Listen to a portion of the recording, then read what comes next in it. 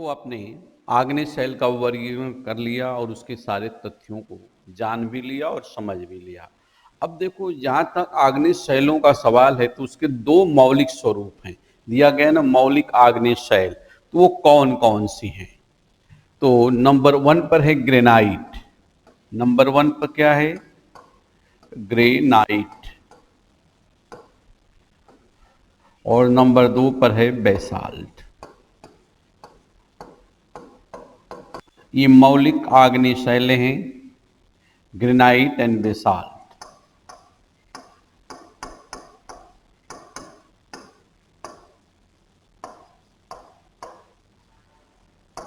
And basalt.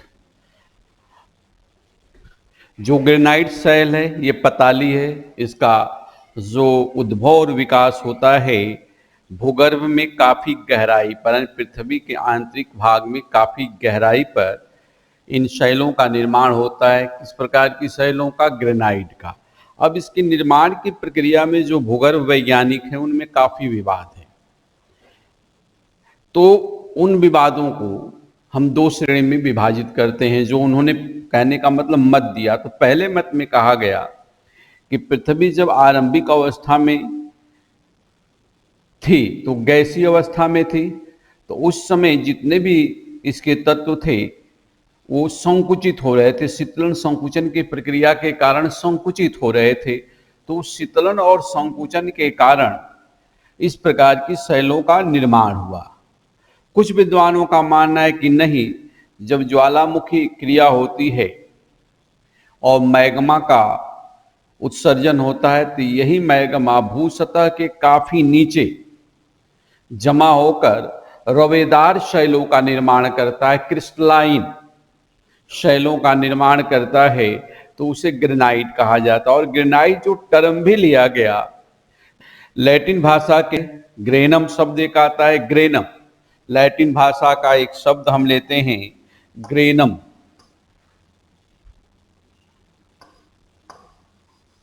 Latin language है, नाम क्या दिया? ग्रेनम,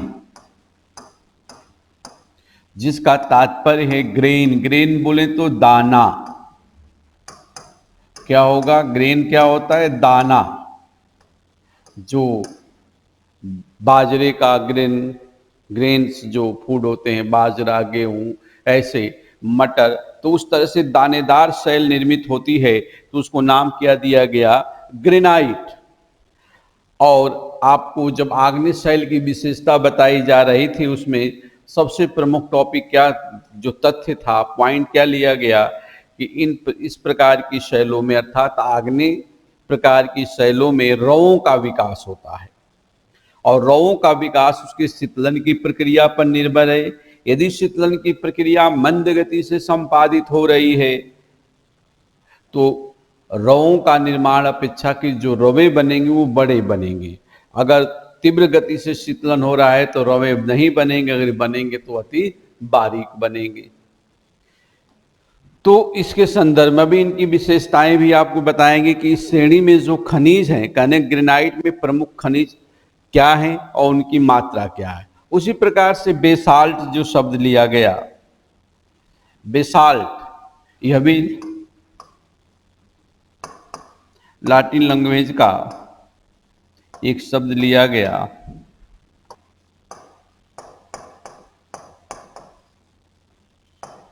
बेसिनेटाइज, इसका मतलब वैसे तो शाब्दिक मतलब आता है हार्ड स्टोन, कठोर पत्थर। क्या होगा? कठोर पत्थर, ठीक। लेकिन अगर तुलना किया जाए तो ग्रेनाइट से ये मुलायम होता है, तो शब्द लिया गया। और इसके निर्माण के विषय में बताया गया कि ये ज्वालामुखी क्रिया के द्वारा जो उत्सर्जित मटेरियल्स हैं, बेसिकली जो मैग्मा है, क्षेत्र विशेष में जमा होकर जब चट्टान का स्वरूप ले लेता है तो उसे बेसाल्ट कहते हैं। अगर देखा गया तो इनमें इनका अगर केमिकल नेचर हम देखते हैं, केमिकल नेचर देखने की कोशिश करते हैं, तो ग्रेनाइट जो होता है ये अम्लीय होता है, एसिडिक। और ये जो होगा बेसाल्ट क्या होगा, बेसिक होगा। और अम्लीय या बेसिक जो बातें हो रही हैं आपसे, ये किसके आधार पर होगी, प्रेजेंस ऑफ सिलिका। ये अम्लीय हो गया, ये बेसिक हो गया। तो इसमें सिलिका की मात्रा हमेशा क्या होती है, 65% से ज़्यादा, और इसमें 65% से क्या होगी, कम होगी। जैसा कि आपने केमिकल क्लासिफिकेशन में आपने देख लिया था, रासायनिक जो वर्गीकरण किया गया था। तो ये मौलिक शैलें, और इन्हीं शैलों के अनाच्छादन के कारण विभिन्न प्रकार के अन्य स्थल पर जो शैलें हैं उनका क्या होता है, निर्माण होता है। इनका एक तुलनात्मक अध्ययन कर लेते हैं तथ्यात्मक रूप से, और उनसे क्वेश्चंस भी आपसे आए हुए। जैसे देखो यहाँ मैंने एक सारणी ले लिया, ये बेहतर तरीके से आप कर सकते हैं। पहले एक एक को देखो फिर तुलना करो। ग्रेनाइट शैल हमने क्या ले लिया, ग्रेनाइट। तो ग्रेनाइट शैल जो हमारे पास है वो क्या है, पताली है। विकास अत्यधिक गहराई में ताप दाब और मंद गति शीतलन से होता है। लेकिन बहुत से विद्वानों का मानना है कि शीतलन दो प्रक्रिया होती है, एक आरंभिक काल में हुई और फिर इसके बाद क्या होगा, मैग्मा का शीतलन संकुचन हुआ। तो मंद गति से होगा तो बड़े बड़े रवे बनेंगे। ग्रेनाइट लातिन शब्द ग्रेनम है, जिसका तात्पर्य ग्रेन है, पहले भी चर्चा हमने कर लिया। इसमें रवे पाए जाएंगे, क्रिस्टल है, क्रिस्टल्स पाए जाएंगे। इनमें सिलिका की मात्रा पहले भी हमने चर्चा किया, सिलिका की मात्रा कितनी है, 65% से ज़्यादा। सामान्यतः इस प्रकार के शैलों में सिलिका की मात्रा कितनी हो गई, 65 से 85% हम लोग पढ़ चुके हैं। ठीक, 65 से 85%। इनका घनत्व 2.75 से 2.8 ग्राम प्रति घन सेंटीमीटर होता है। ये कठोर होती हैं, और अगर कठोर है तो अनाच्छादन की प्रक्रिया इस पर क्या होगी, डिनूडेशन प्रोसेस मंद गति से संपादित होगी, अर्थात इनका अपक्षयन और अपर्दन मंद गति से होगा। इसके बाद प्रमुख खनिज, ये क्वेश्चन आपसे खूब पूछा गया। ये जो क्वेश्चन है आपसे खूब पूछा गया कि कौन से खनिज किस मात्रा में, कभी इनका क्रम लगाने के लिए दे देता है, कभी डायरेक्ट इनको क्या करता है, इनके क्वांटिटी को पूछ देता है। तो सबसे ज़्यादा आपको क्या दिख रहा है, फेल्सपार कितना है, तो एक तो इनका क्रम और दूसरे में इनकी जो मात्रा है आपको याद करनी होगी, 52.3%। इसके बाद दूसरा क्या है, क्वार्ट्ज। क्वार्ट्ज कितना है, ऐसे देखो फिर तुलना करते हैं। क्वार्ट्ज कितना है आपका, 31.3%। अब्रक माइका 11.5%। हार्न ब्लेड कितना है, 2.4%। हार ब्लेंड कितना है, 2.4%। लौ खनिज लगभग 2%। अन्य खनिज 0.5%। तो इनको जोड़ेंगे तो लगभग 100% का रेशियो आपके पास आ जाएगा। तो एक तो इनका क्रम पूछ दिया है कि क्रम लगाओ कि सब कम से ज़्यादा और या ज़्यादा से कम जो खनिज हैं ग्रेनाइट में पाए जाते हैं उनके क्रम क्या हो सकते हैं। क्लियर, तो इनको आप दिमाग में रखेंगे। इसके बाद हम देखते हैं, जब बेसाल्ट को देखते हैं तो ये बारीक कणों से बनी है, तो इनका निर्माण निश्चय ही ऊपरी भाग में हो रहा है, तो बारीक कणों से बनी हुई है। तो इनका नाम क्या दे दिया गया, ये अफेनेटिक हो सकती है या ग्लासी हो सकती है, जैसे लिखा गया यहाँ पर। ये मैग्मा के शीघ्र शीतलन के कारण विकसित होती है, किसमें, इसमें ग्रेन्यूल्स नहीं है, ग्लासी है या ये ग्रेन्यूलस है। ज्वालामुखी शैल भी कहते हैं।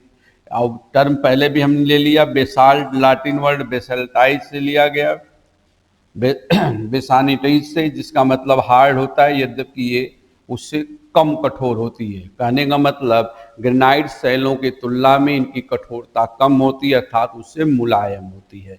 तो जब मुलायम होगी तो शीघ्रता से अपरदित हो जाएगी। इसमें सिलिका की मात्रा आप देख रहे हैं, इसमें जो सिलिका की मात्रा है, ये जो पीछे बताया गया 45 से 65, घनत्व 2.8 से क्या होगा, अधिक होगा। ये अपेक्षाकृत मुलायम होगी तो शीघ्रता से अपरदित हो जाएगी। जहाँ तक प्रमुख खनिजों का सवाल है तो देखिए इसमें भी फेल्सपार की मात्रा ज़्यादा है। अब यहाँ ध्यान रखना, फेल्सपार की मात्रा ज़्यादा इसमें भी है, लेकिन तुलनात्मक रूप से क्या है, कम है। फेल्सपार की मात्रा इसमें ज़्यादा है लेकिन तुलना करें तो कम है, इसमें 46.2%, वहाँ 52.3%। इसके बाद क्या है, आजाइट और हार्नब्लेंड एक साथ है, आजाइट एंड हार्नब्लेंड तो 36.9%, लौ खनिज 9.5%, ओल्वीन एक प्रमुख खनिज है, इसमें 7.6% और अन्य खनिज कितना है 2.4%। तो इस तरह से एक तुलनात्मक अध्ययन आप कर सकते हैं। और ये फैक्ट है, फैक्ट को आपको याद करना। अधिकतर जो क्वेश्चन आए हुए हैं प्रमुख खनिजों से आए हुए हैं। फेल्सपार वहां भी ज्यादा, यहां भी ज्यादा, लेकिन तुलनात्मक रूप से उसमें ज्यादा है।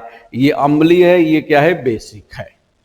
तो ये मौलिक शैलें हैं, इन्हीं शैलों का अनाच्छादन के कारण रूपांतरण होता है या इधर उधर स्थानांतरण होकर सेडिमेंटेशन होता है, तो आगे सेडिमेंट्री रॉक या मेटामॉर्फिक रॉक का क्या होता है, विकास होता है।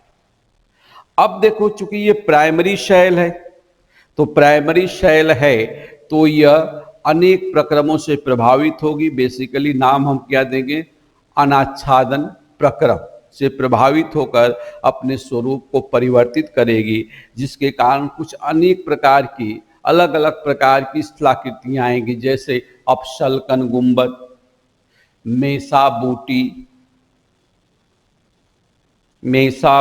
अपशल्कन गुंबद, टॉर, हॉग बैक, पेस्टा। तो इन पर हम क्या करेंगे, आपसे चर्चा करेंगे। इन पर हम क्या करेंगे, अब आपसे हम चर्चा करेंगे। तो अनाच्छादन की प्रक्रिया को पहले हम तो कर चुके हैं, लेकिन फिर भी एक बार समझते हैं।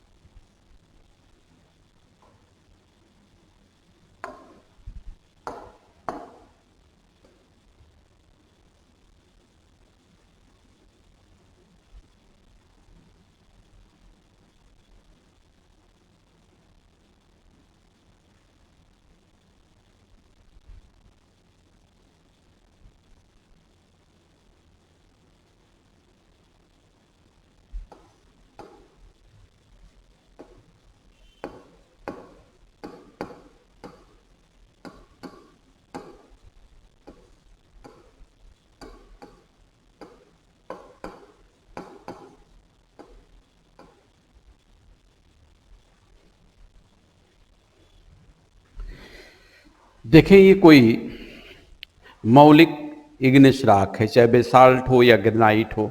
अब इस पर अनाच्छादनात्मक प्रक्रमों का प्रभाव शुरू हो गया। करैक्टर में क्या बताया गया था आपको, जो गुण बताया गया था कि आग्नेय शैल हार्ड होती हैं, उनमें संधियों का विकास नहीं होता है, ज्वाइंट्स नहीं विकसित होते हैं। लेकिन लंबे समय तक अगर खुले स्थान पर है, खुले वातावरण में है, तो अनाच्छादन के प्रक्रम इसको लगातार प्रभावित करेंगे, इसमें संधियों का विकास होगा। और जब संधियों का विकास होगा, देखा जैसे कि ज्वाइंट्स विकसित हो गए तो रेगोलिथ बनेंगे। रेगोलिथ बोले तो शैल चूर्ण बनेंगे। क्या बनेंगे? शैल चूर्ण बनेंगे। ये शैल चूर्ण बनेंगे और ये फिर ट्रांसफर हो जाएंगे किसके माध्यम से? जो अपर्दन के कारक हैं। अपर्दन के कारक क्या हो सकती है? रिवर हो सकता है, रिवर हो सकती है, reverse, wind, glacier, waves, oceanic waves अगर पास में हैं तो उनके कारण ये क्या होंगी? ट्रांसफर होगी, जैसा कि टोपोग्राफी में आप देख भी चुके हैं। तो यहाँ से धीरे धीरे सेडिमेंट होगी, तो यहाँ क्या बना देंगी? सेडिमेंट्री रॉक्स बनाएगी। अभी आगे बात भी करेंगे। लेकिन यहाँ पर देखो अनाच्छादन का प्रभाव हुआ, ये गहरे गहरे खड्ड भी बन सकते हैं, इनका स्वरूप अलग अलग हो सकता है। तो दूर से देखने पर ये अलग सा स्वरूप आएगा। तो कहीं कहीं ये क्या होती हैं? अनेक प्रकार की संरचनाओं का निर्माण करती हैं, जिसमें एक्सफोलिएटेड डोम, अपसल्कन गुंबद, मेसा बूटी, हॉगबैक, क्वेस्टा टार, ये संरचनाएं काफी प्रमुख हैं और इनसे क्वेश्चन आपसे पूछे जा चुके हैं। तो इन पर जो इससे संरचना आगे बनेगी उन पर ही हम क्या करेंगे? चर्चा करेंगे। तो सबसे पहले हम लेते हैं अपसल्कन गुंबद। अपसल्कन गुंबद। अब देखो अपसल्कन गुंबद में क्या होगा कि जैसे हमने देखा नंबर 1 पर हम संरचना क्या लेंगे? अपसल्कन गुंबद।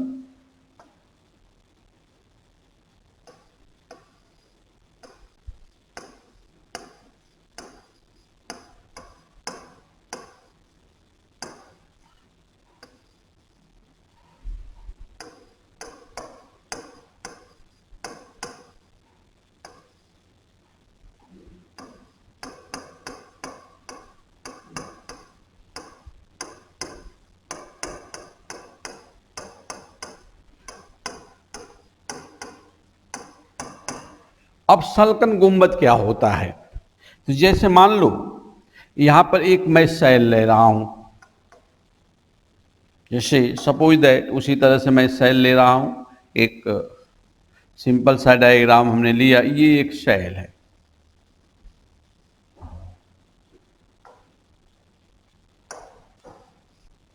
ये मान लिया एक।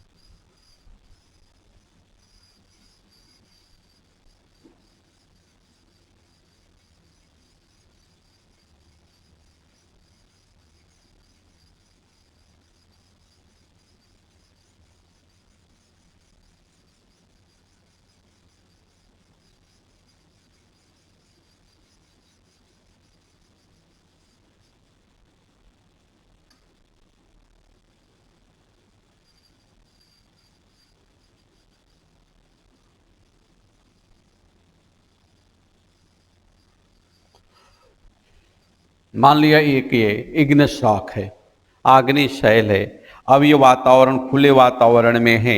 अब इसमें धीरे धीरे संधियों का विकास हुआ, लेकिन संधियों का जो विकास हो रहा है बाहरी भाग पर, तो बाहरी भाग पर कुछ इस प्रकार से संधियां विकसित हो गई, ऐसे ऐसे ऐसे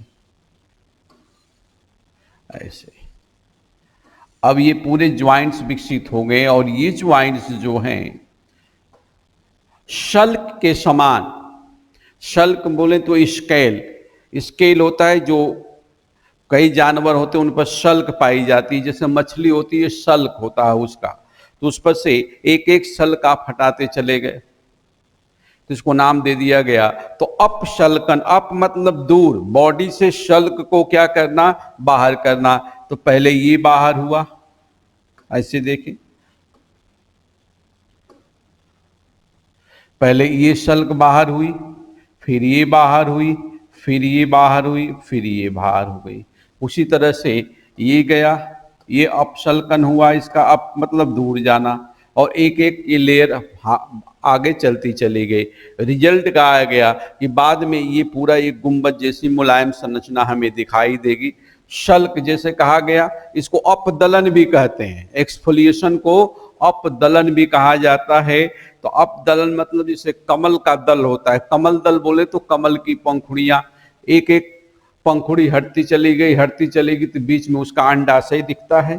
कमल का जो फ्रूट होता है एक तरह से अंडाशय दिखता, उसी प्रकार से ये परत दर परत यहाँ से एक्सफोलिएट होती चली गई, अपदलित होती गई, और लास्ट में हमें क्या मिलेगा, ये गुंबद मिलेगा। लास्ट में ये हमें ये गुंबद ऐसी संरचनाएं मिल जाएंगी, तो इनको कहा जाता है अपशल्कन गुंबद। ये क्या हो जाएगा, अपशल्कन गुंबद। तो इसको हम दूसरे कलर से अभी आपको दिखा दे रहे हैं। ये पूरा का पूरा भाग क्या हो गया, ये भाग अब हमें दिखाई देगा और ये भाग हट जाएगा, और ये काफ़ी मुलायम संरचना होगी। अगर आपका निवास स्थल पर्वतों के या पहाड़ियों के आसपास है, जहाँ छोटी मोटी पहाड़ियाँ हैं, पत्थर है, तो देखो वो काफ़ी मुलायम दिखाई देते हैं, और इस तरह से अगर दिखाई दे रहे हैं तो इसको नाम हम क्या देंगे, अपशल्कन गुंबद। और इनका निर्माण उन क्षेत्रों में ज़्यादा होता है जहाँ उष्ण आर्द्र मौसम होता है। उष्ण आर्द्र मौसम में क्या होता है, हवा और पवन के साथ साथ तापमान का भी प्रभाव है, जल का भी प्रभाव है, तो खूब इस प्रकार के उष्ण आर्द्र मौसमों में दिखाई देते हैं। शुष्क मौसम में भी दिखते हैं, अपने यहाँ पठारी क्षेत्र में भी खूब दिख जाते हैं। और जो उदाहरण हमारे पास अभी आपको बताएंगे तो अनेक प्रकार की, जैसे संयुक्त राज्य अमेरिका के एसोमाइट नदी घाटी में खूब है, खूब ऐसे गुंबद दिखाई देते हैं। फिर इसके बाद स्टोन पर्वत है संयुक्त राज्य अमेरिका के जॉर्जिया राज्य में, तो ये आएंगे। इसके पास ब्राजील का सुगर लोफ, रियो दी जेनेरो का सुगर लोफ गुंबद विश्व प्रसिद्ध है। अब ये देखो वास्तव में कैसे दिखते हैं, ये हमने आपको बता दिया, ये संरचना हमारे पास आ गई, तो इस तरह से दिखाई देंगे।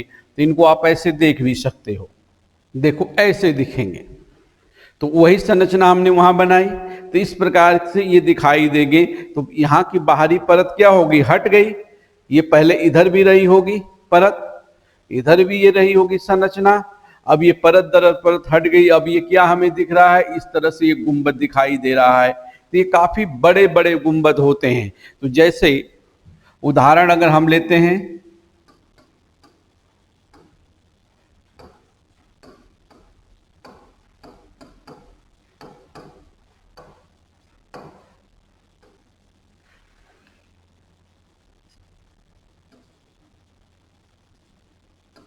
एसोमाइट घाटी के गुंबद,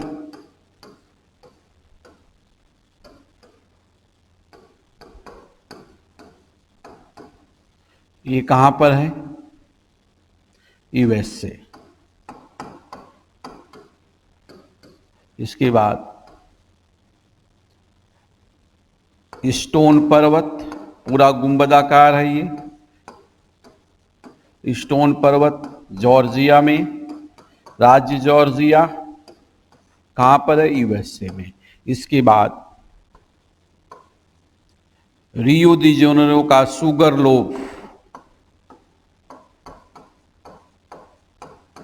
सुगर लोफ गुंबद, ये कहां पर है, रियो दी जेनेरो।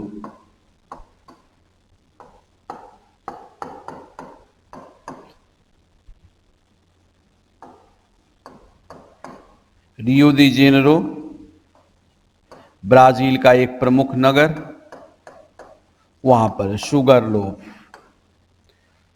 कि गुंबद, तो इस प्रकार के गुंबद दिखाई देंगे आपको। भारत की बात करो तो भारत में भी अनेक है। अगर आप जैसे बताया कि आपके घर के आसपास या जहां आप रहते हो छोटे मोटी पहाड़ियां हैं, तो वहां भी इस प्रकार की संरचना दिख जाएगी। अगर साउथ इंडिया में हम जाते हैं, कहीं भी आप जाओ साउथ इंडिया में जो पहाड़ियां हैं, पहाड़ियों के आसपास ऐसी संरचनाएं दिखाई देती हैं और बड़े पैमाने पर दिखाई देती हैं। इसके बाद यदि आप कभी जबलपुर जाएं तो जबलपुर कुछ स्पेशल गुंबदाकार संरचनाएं हैं और वो अजीब सी हैं। ये संरचनाएं जो हैं, जैसे आप देखोगे ये जो संरचनाएं हमारे पास हैं, तो कहीं कहीं तो इस प्रकार से इनका अपशल्कन हुआ है कि जैसे मान लिया कि ये कोई आधार है, ये बेस शैल है और इसके ऊपर ये पूरी की पूरी शैल हुआ करती थी पहले ऐसे, लेकिन ये अब इसमें क्या बन गई, संधियां ये अपेक्षाकृत मुलायम थी और ये वाली जो शैल इसके अंदर है ये पूर्णतः ऐसे हो गई, तो उसके आधार पर ये टिकी हुई है। तो कई जगह ऐसी संरचनाएं हमारे यहाँ देखी जाती हैं कि इस प्रकार से इस पर कुछ ऐसी संरचना बन गई। ये मानकर चलो कि ये पूरी जो पहाड़ी थी, पहाड़ी का जो पत्थर था ये ऐसे है। अब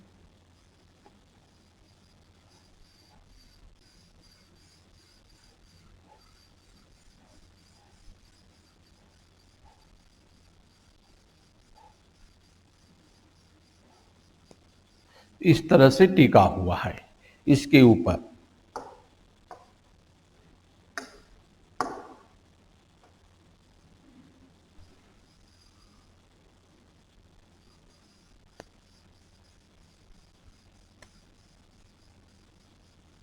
इसके ऊपर ये पूरी तरह से क्या है, टिका हुआ है।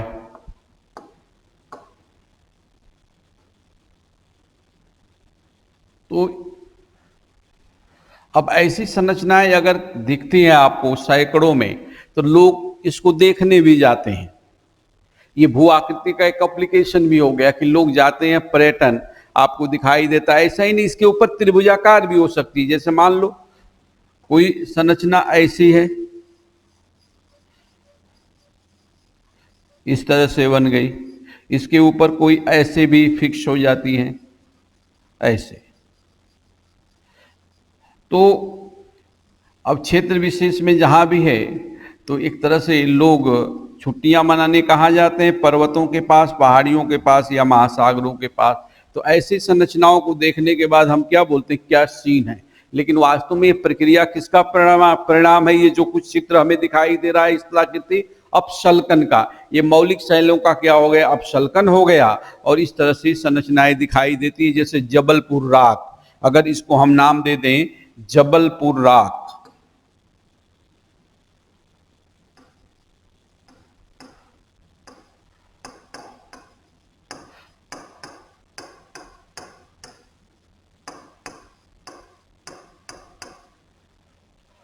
जब जबलपुर जाएं तो इसको जरूर देखें। इसकी संरचना मैं आपको दिखा भी दे रहा हूं, देखें। ये जबलपुर हिल्स है या जबलपुर रॉक के नाम से जानी जाती है। ये जबलपुर रॉक्स या जबलपुर हिल्स हैं। तो इस तरह से वहां पर जबलपुर में सैकड़ों संरचनाएं हैं। अब आप देखो इसका बेस कहाँ है, यहां पर टिका हुआ है, यहां पर इसका बेस टिका हुआ है और ये अद्भुत है। प्रकृति की क्या है, अद्भुत लीला मानी। और ये कई टन की है। आप देखो लोग यहाँ पर खड़े हैं और देखते हैं, आप भी जाकर इसको देख सकते हैं। तो यहाँ पर क्या हुआ, ये अपशल्कन के कारण ये गुंबदाकार संरचना बन गई और स्पेसिफिक है। यहाँ पर क्या हुआ, अपशल्कन।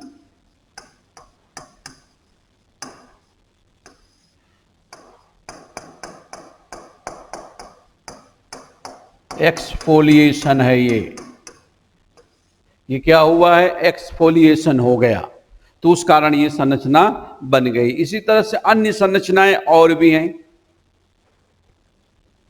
तो सेम ये संरचना आपको बता दी गई। तो इस तरह से ये संरचनाएं आपको दिखाई देती हैं। तो एक प्रकार से क्या है, जो प्राथमिक शैल है उसका क्या है, एक तरह से उदाहरण दिया गया। इसके बाद देखो कुछ संरचनाएं आएंगी जिसको हम नाम देंगे मेसा या बूटी। मेसा या बूटी।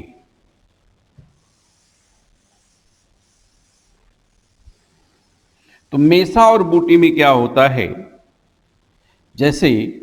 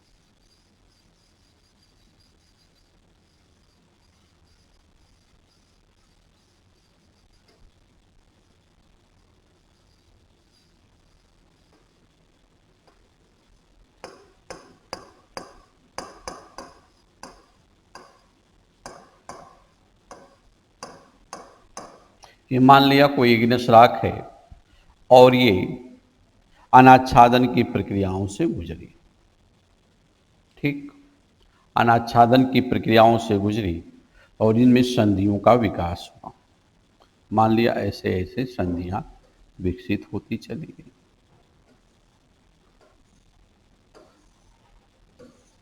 छोटी बड़ी, और इस शैल के ऊपर कुछ कठोर संरचनाएं और भी थी विशेष प्रकार की, ऐसे।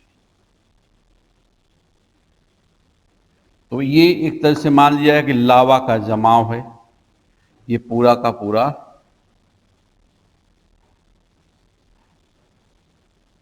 इसके ऊपर लावा की परत है, बेसाल्ट।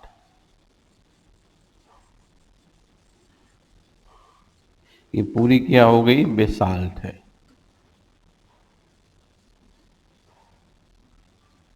लेकिन बीच बीच में कहीं बेसाल्ट की परत काफी क्या है, पतली है। जैसे मान लिया यहां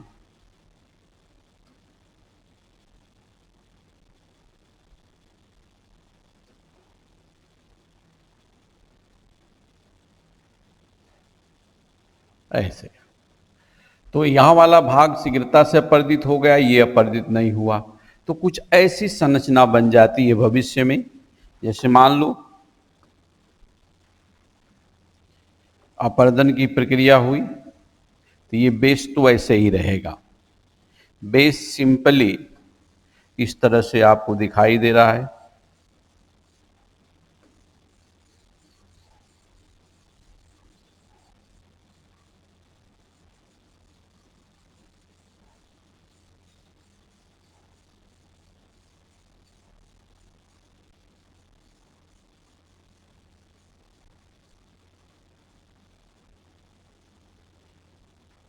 लेकिन बीच बीच में ये सेल जहां कम है यहाँ अपर्दन हो गया, और अपर्दन के बाद जैसे मान लिया ये बना,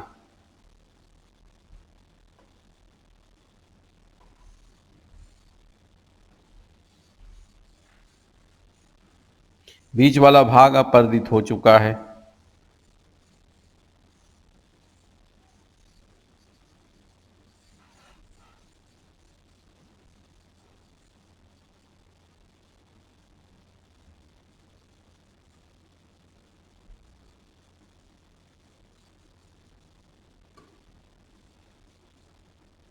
और इन स्तंभाकार जो संरचना आपको दिख रही है पिलर के समान, इस पर जो है ये जो बेसाल्ट है टोपी के समान दिखाई दे रहा है, लाइक ऐसे।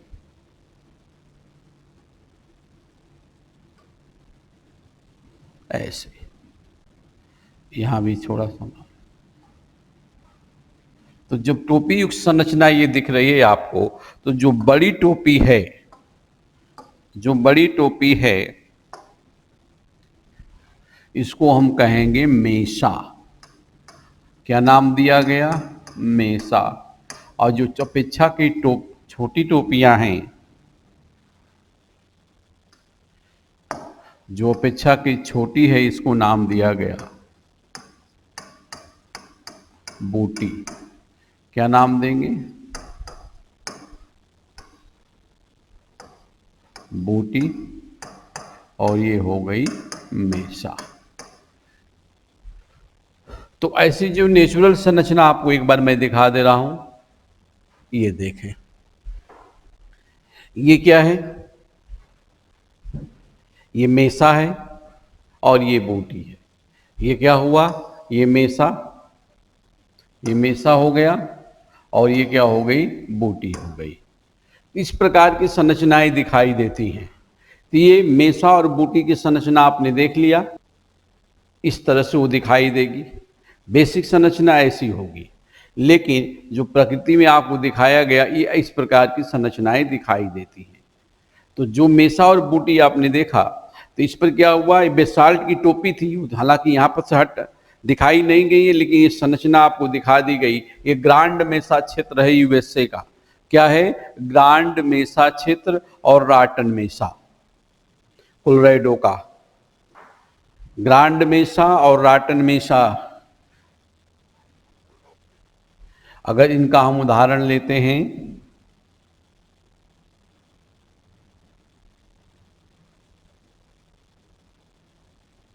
अब देखें, ये एक स्पष्ट संरचना हो गई आपके पास, जिसमें ग्रांड मेसा आपने देख लिया, राटन का मेसा देख लिया, और बूटी देखेंगे सिपरॉक का। जैसे यहाँ पर भी अगर बूटी है, कहाँ का? यूएसए का सिपरॉक।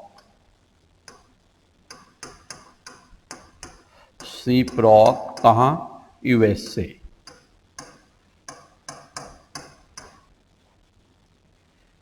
इसके बाद मेसा हमने कहाँ देखा? ये जो मेसा है, ग्रांड मेसा एंड राटन मेसा।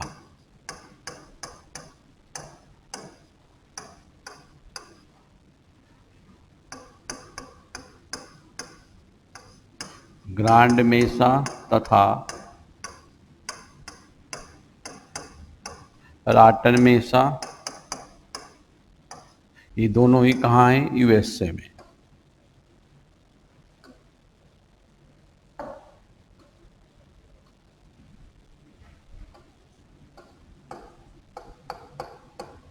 इसके बाद मेसा को अपने भारत में, मेसा को झारखंड में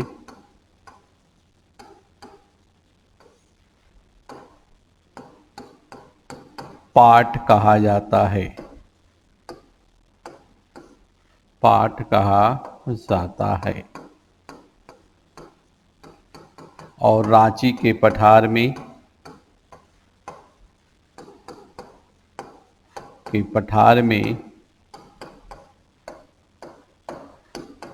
अनेक पाट हैं, अनेक पाट स्थित हैं।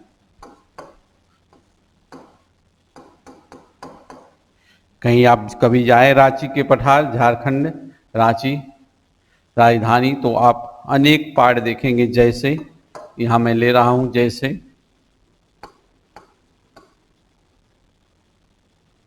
फॉर एग्जाम्पल समझ जाएंगे,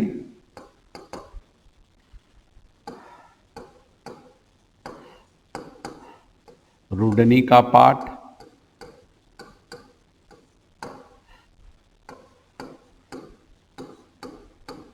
जमीरा का पाट,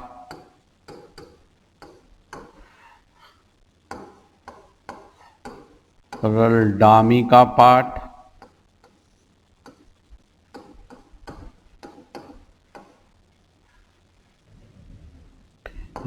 प्रसिद्ध है काफी नेटरहाट का पाट,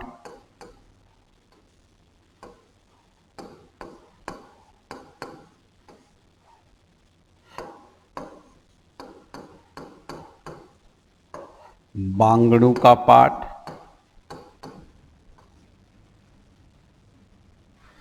इत्यादि। तो रांची में क्या बोला जाता है?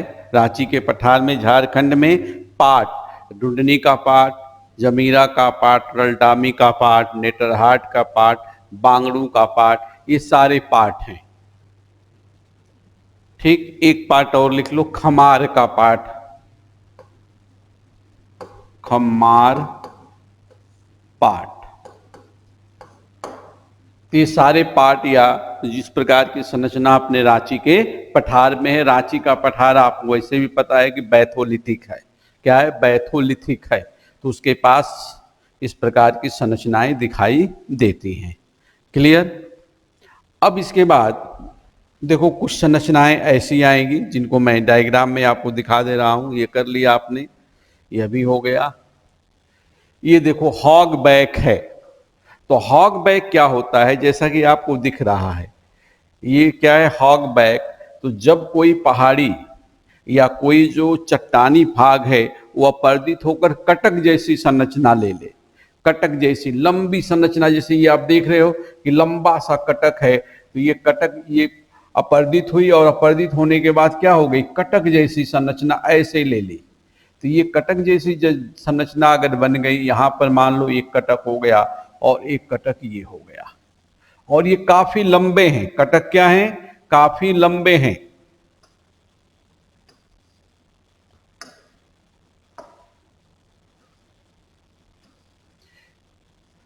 ऐसे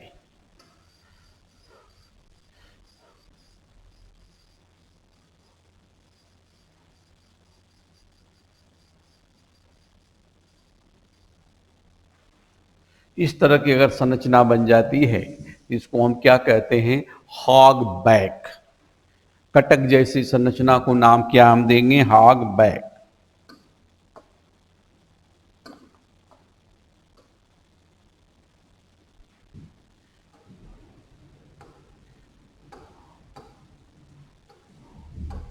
कटक जैसी संरचना, ये अपर्दन का है। कटक जैसी संरचना को नाम क्या दे देंगे? Hogback. अगर इसको आप देखते हो तो इस तरह से ये संरचना दिखाई देगी, ऐसे ऐसे ऐसे, खूब लंबी सी ये संरचना ऐसे दिखाई देगी। जैसे महासागरी कटक होता है, मध्य महासागरी कटक, उस प्रकार से ये संरचना होती है। तो उसको क्या कहा जाता है? Hogback. ये अपर्दन का परिणाम है। इसके बाद देखें क्वेस्टा। क्वेस्टा में क्या होता है कि जो पहाड़ी होती है उनका ढाल थोड़ा मंद होगा, जो अपर्दन होगा। तो ये जैसे मान ली बड़ी सी पहाड़ी थी, इसका अपर्दन कुछ ऐसे हो गया और इस तरह से मंद ढाल वाली संरचना बन गई। और इसमें जो दोनों ढाल हैं लगभग समान झुके हुए हैं,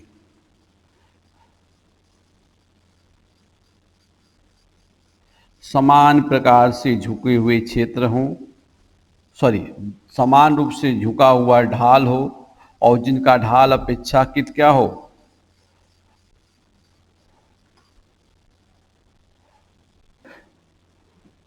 हॉग बैक से मंद हो। तो ये समान ढाल वाली जो पहाड़ियां हैं, इनको नाम क्या दे दिया गया? क्वेस्टा।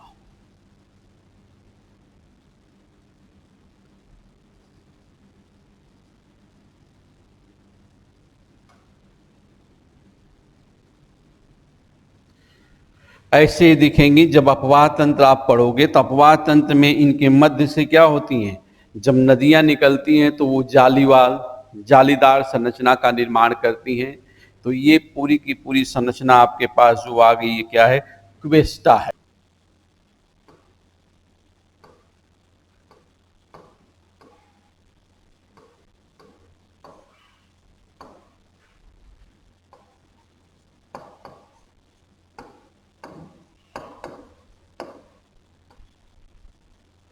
समान ढाल वाली पहाड़ियां।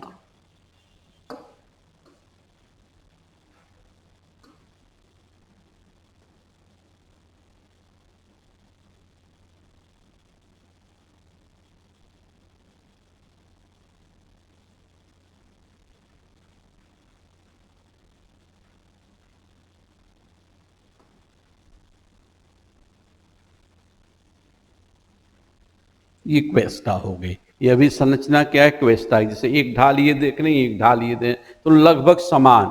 और ढाल का स्लोप, जो स्लोप है, सॉरी, जो ढाल है उनका कोण क्या होगा, मंद होगा। क्वेस्ट, और उसमें आपने देखा जो हॉग बैक है उसमें क्या है, काफी तीव्र है। हॉग बैक में क्या हो गया, तीव्र हो गया।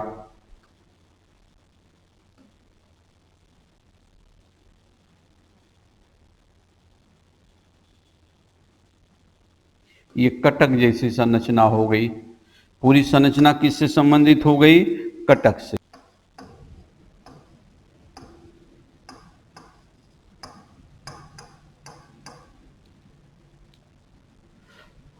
अब इसके बाद जैसे इसकी संरचना आप देखो, इसके बाद एक संरचना है, इसको कहते हैं टॉर। यह कटक के जैसा है लेकिन ये विखंडित है, तो ये संरचना क्या बन गई, टॉर से। तो आपसे सीधे प्रश्न पूछा जाएगा, अपशल्कन गुंबद, मेसा बूटी, उदाहरण आपके पास आ गया। हॉगबैक, क्वेस्टा और टार किस प्रकार से बनी स्थलाकृतियां, तो जो प्राथमिक शैल हो अनाच्छादन की प्रक्रियाओं से गुजरते हुए अनेक प्रकार के स्थल रूपों को जन्म देती हैं।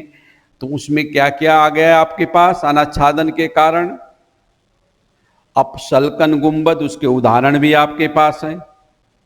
मेसा बूटी, उसके उदाहरण आपके पास हैं। फिर क्वेस्टा, हॉगबैक और टॉर, तीन को बाइफरकेट कर लेंगे और इस तरह से आप क्या करेंगे, याद कर लेंगे। अभी भू आकृतिक संकल्पना के अंतर्गत जब आएंगे तो ये वापस आएंगे, टार वगैरह, टार के निर्माण से संबंधित सिद्धांत वगैरह वापस आएंगे, तो वहाँ फिर आपको रिकॉल भी करवाएंगे और आप आशा करेंगे कि इसको याद कर लेंगे। क्लियर। अब इसके बाद हम आएंगे अवसादी शैल, सेडिमेंट्री रॉक।